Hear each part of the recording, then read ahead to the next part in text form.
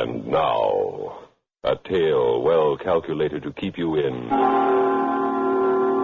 suspense. Name, Betty Willoughby, Mrs. Herbert Willoughby, 35, tall, blonde, beautifully groomed, self-controlled, neat, efficient, a perfect lady in every respect. Lady Macbeth was a lady, too. In a moment, Act One of You Can Die Laughing, starring Evelyn Juster and Larry Haynes, and written especially for Suspense by Robert Arthur. The lively crowd today agree. Those who think young say Pepsi, please. They pick the right one, the modern light one. Now it's Pepsi for those who think young. So go ahead and pick the drink that lets you drink young as you think.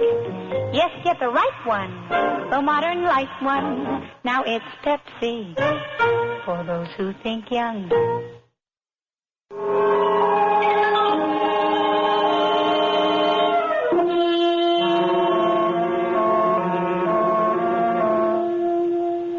Many people have a totally wrong idea about ladies. They think ladies merely sit around looking helpless. On the contrary, ladies are trained. They can do anything they have to. Run a large household or commit murder. And whether she's giving a dinner for 50 or killing her husband, a lady is efficient. So naturally, when I decided to kill my husband, Herbert, I planned every detail in advance, very carefully. Oh, I don't want you to think I decided to kill him for no reason. You see, there was Jack Holden.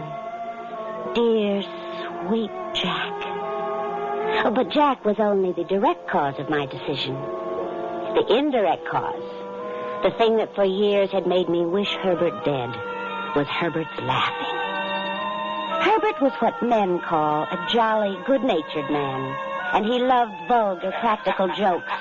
He was always laughing, until I thought I would scream. I tell you, Betty, you missed a great show. That was a great show. Answer or else with Jolly George Gordon. What a comedian that fellow is. Laugh, I almost died laughing. I'm afraid he doesn't amuse me, Herbert. Those moronic stunts. Oh, what do you mean, moronic? You should have seen them tonight. Listen, this young couple, see, a young couple. They're just married, right? So he gives them a brand new car for a wedding present and a complete set of luggage and clothes, and he sent them off on honeymoon. Well, what's so funny about that? Then he reported to the police that the car and the clothes and the luggage were all stolen. Herbert, I don't think it's funny. Yeah? Well, just take a look at this now. Is this funny? A check for $500. Sure, that's a present for you. Oh. You know where I got it? No.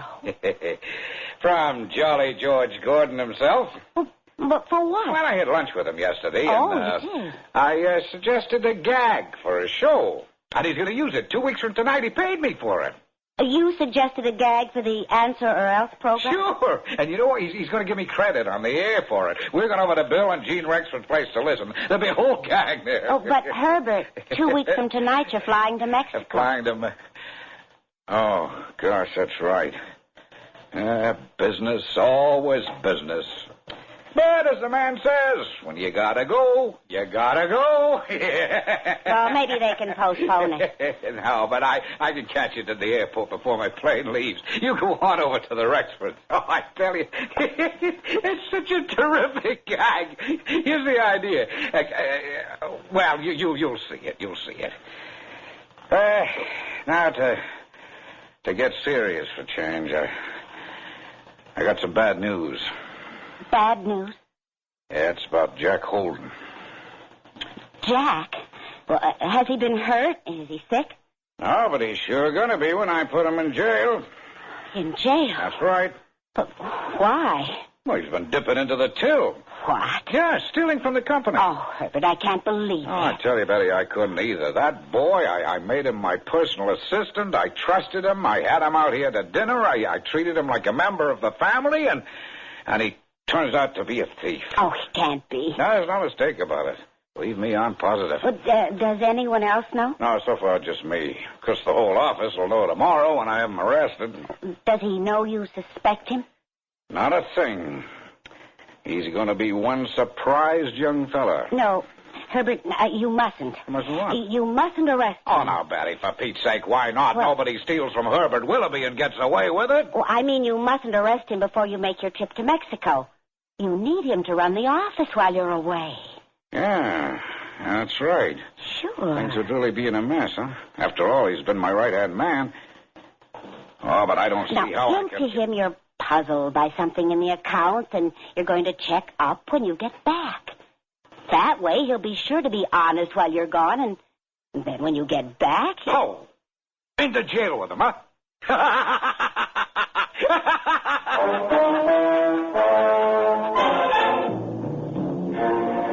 But I couldn't let Herbert put Jack in jail. Dear, handsome Jack.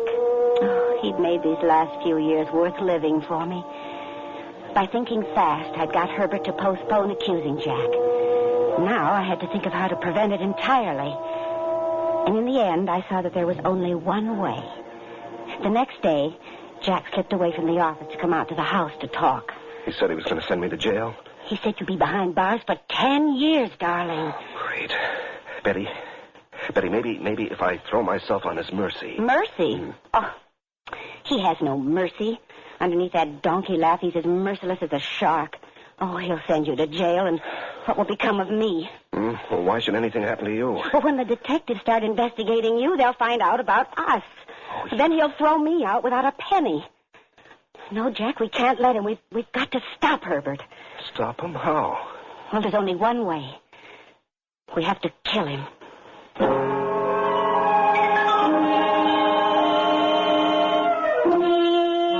When I said we have to kill him, well, I was being very direct. I meant to kill Herbert, and I said so. I had the whole scheme worked out. We'd do it the night Herbert was supposed to leave for Mexico. And for getting rid of him afterwards, well, the old ruin of a supposedly haunted house Herbert owned out in the swampy woods would be ideal. My plan, like all good plans, was simple and direct. And when Jack saw there was no alternative, he agreed. All right. All right, Betty. We'll get rid of him the night he starts for Mexico. He'll leave here, never get there. And we just don't know what became of him. That's it, darling. There's nothing to go wrong. Yeah, sure, but how will I act toward him between now and then? Just as usual. He won't say anything about your stealing the money. He thinks it's going to be a great joke to arrest you when he comes back. So, the night he leaves, you'll have dinner with us and drive to the train with us. Only he'll never get on the train because we'll miss it.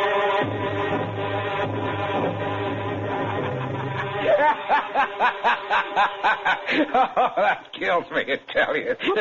Here's another good one. The little moron. See, he asked, what did the first wall say to the second wall?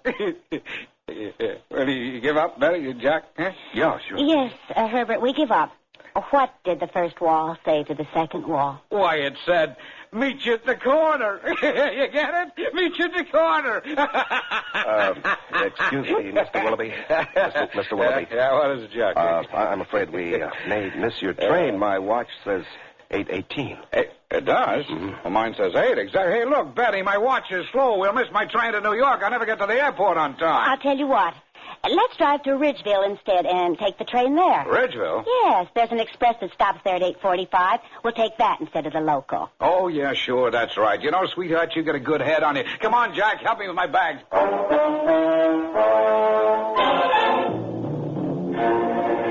20 minutes later, we were parked in the darkness at the far end of the Ridgeville station. I had deliberately set Herbert's watch back while he was dressing so he'd miss his usual train. Now we watched him go in to buy his ticket. Betty, I don't think I can go through with this. Of course you can. Isn't it better than 10 years in jail? Suppose we're caught. I've planned everything and we can't be caught. Now, Herbert's in there buying his ticket. This is an express. It's crowded. Later, no one will be sure if he was on it or not. The police will simply assume he was on it. Yes, I suppose they will. I know they will. Now, later tonight, you'll take his bags to New York and check them in a pay locker at the station. Mm-hmm. When they're found, the evidence is all clear. He reached New York safely, then vanished. Hundreds of people vanish in New York every year. No one will ever connect us with it. All right, Betty, here he comes. I'd better get out and be waiting. Well, I got the ticket. You got my bags out, Jack? I'm sorry, Mr. Willoughby. I dropped the key to the luggage compartment in the back of the car, and we can't find it. Dropped it in the back of the car? How'd you do that? Well, it was my fault. Jack reached into the window for the keys, and they slipped out of my fingers. Oh, well, here comes my train. Light a match and find the key. Well, I'm sorry, sir. I don't have a match. For Pete's sake, what kind of an idiot are you? Here, let me look. I got a lighter. You got to hurry. Now, where did you drop them? I don't see anything. I can't imagine how any guy can be stupid enough to drop them. Push him into the car. Grab his collar. Close the door. Put the train coat over him.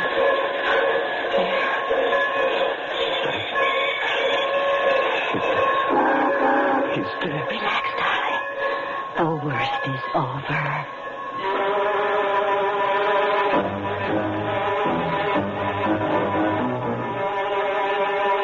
It had worked perfectly. Not a soul had paid us any attention. As far as the world knew, Herbert was on that train headed for New York, where his checked bags would later be found. Actually, he was in the back of the car as I drove it deep into a swampy section of woods a few miles away. Why, shouldn't we be there by now? Well, the house is just around the next turn. You'll see it in a minute. Oh, there. Good Lord. What a monstrosity.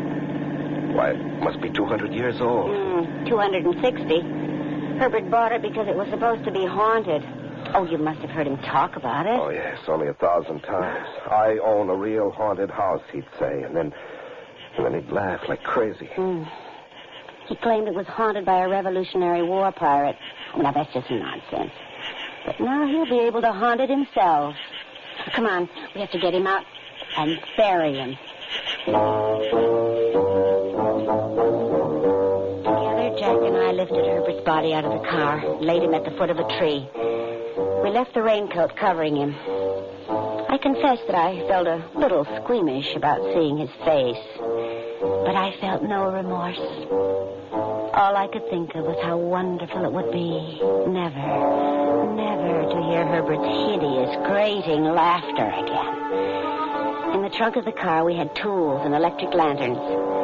Leaving Herbert until we were ready, Jack and I entered the crazy, ruined old house and went down the creaking steps into the cellar. There we selected a spot underneath the cellar stairs. Jack began to dig. Isn't this deep enough? Oh, yes, of course. And anyway, we have to hurry. We still have to get to the Rexfords later. All right, give me a hand. Help me out of here. There. Thanks. What about the Rexfords? Did you forget? This is the night Herbert's silly gag is going to be used on the Answer or Else program. The Rexfords are going to be watching. We have to be there. Oh, great. Well, we better hurry. Yeah. All right, come on. Let's go get Herbert. All right. I still have to drive to New York with those bags after the Rexfords' party. We went back up the steps and out to the car to where we'd left Herbert lying beneath a tree. And we stopped. I felt as if a great fist had seized my heart and was trying to stop it. Herbert was gone.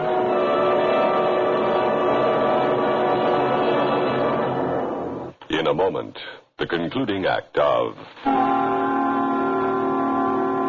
Suspense.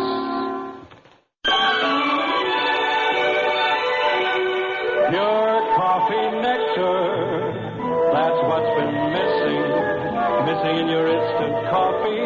New Instant Chasen Sanborn has pure coffee nectar. Enjoy the richness of the pure coffee nectar in new Instant Chasen Sanborn. The rich new instant from Chasen Sanborn. Fine coffee for nearly 100 years.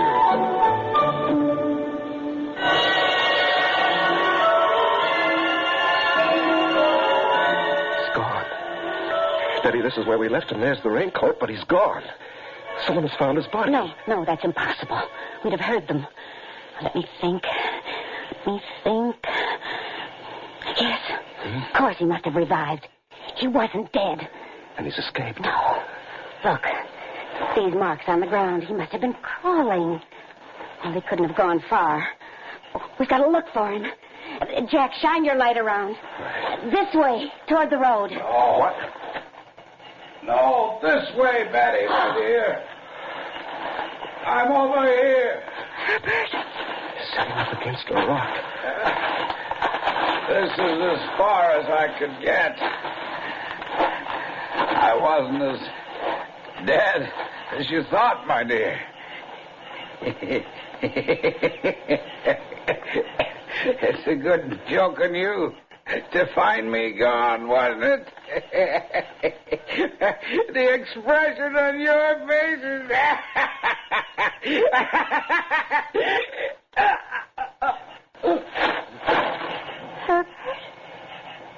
Herbert? He's fainted. No.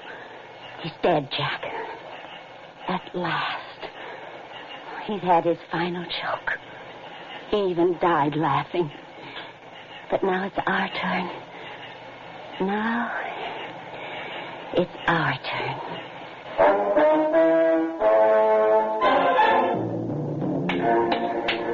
There. Now the cellar floor looks normal again. No one can tell it's a private graveyard. Jack, darling, it's all right. It's almost all over. Yes, I know, Betty, but I don't have nerves of steel. Apparently you do. Oh, it's just that I planned this so carefully, darling. I know everything's all right. Well, then let's go. No. Let me have the light.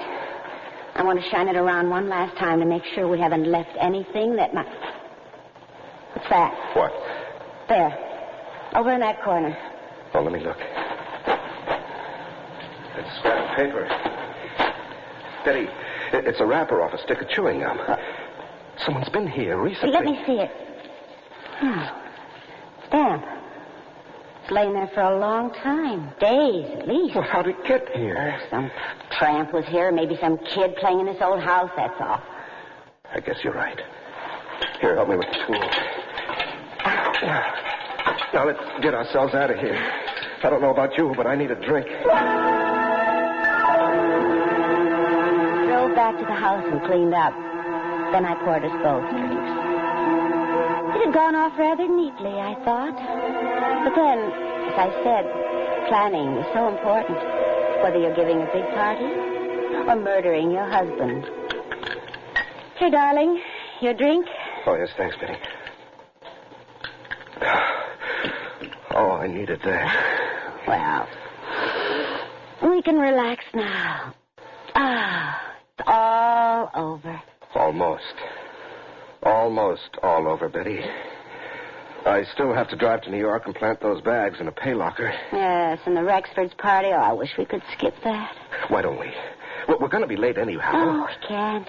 Herbert made such a point that we watch when they use his precious gag. It looks suspicious. Oh, Herbert and his gags. Well, let's go. No, wait. We could take a minute longer. What? Darling, we're alone now. We don't have Herbert to worry about. Oh. Yes, of course, sweetheart. I guess I was just keyed up. Come here. Is this better? Much better. Oh, Jack. We're going to have such a wonderful time now. With Herbert gone.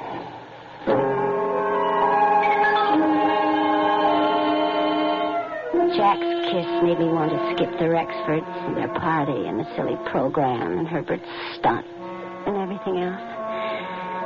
But we couldn't.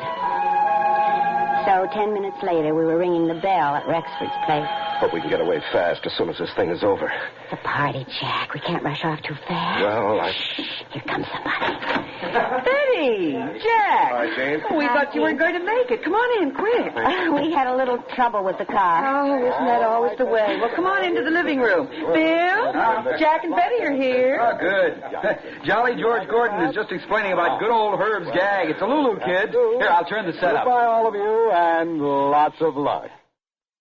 And so, folks, there go our 4 pair of contestants on tonight's special stunt. 8 happy people without an idea what they're getting into. And now, Jolly George is going to let all of you out there into the plot. Oh, I can't wait to hear You it. see, we've just sent those 4 couples out with road maps and picks and shovels to dig for buried treasure. What they don't know is they're going to wind up in the cellar of a haunted house. Yes, sir, the first ones to get to that haunted house and dig in the right part of the cellar will find a chest with $5,000 in it. Dick in the cellar. Some treasure, eh?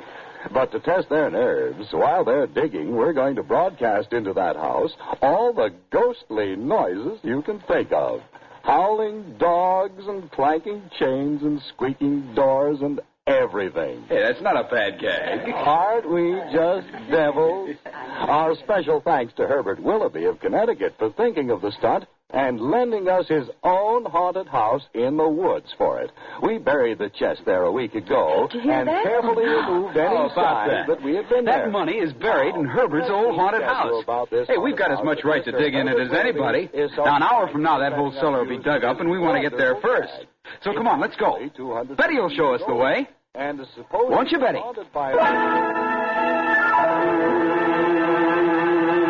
So you see, Doctor, my plan for getting rid of Herbert was a perfectly good one. I'm not ashamed of it a bit. And if his silly stunt for that moronic program spoiled everything, I'm prepared to take the consequences. A lady does what she has to without regret. There's only one thing I want to ask you. Since Herbert is dead, why doesn't he stop laughing? Can't you hear him? Doctor, make him stop. Make him stop laughing like that. Day and night I hear him laughing. I can't stand it anymore. I can't stand it.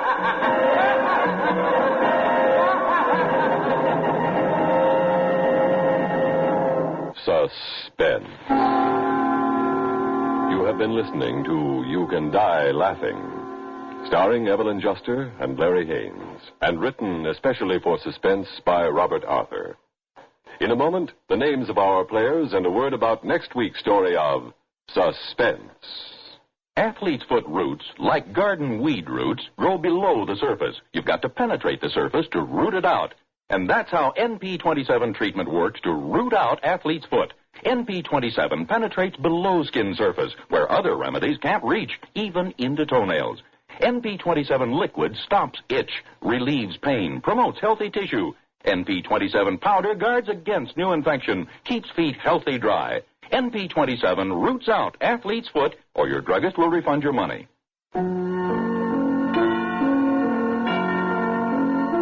Suspense is produced and directed by Bruno Zarato Jr. Musical supervision by Ethel Huber. Featured in tonight's story were Ian Martin as Herbert Willoughby, Lee Vines as Jolly George Gordon, Gertrude Warner as Jean Rexford, and William Mason as Bill Rexford. Listen again next week when we return with Bells, written by Jack Bundy. Another tale well calculated to keep you in suspense.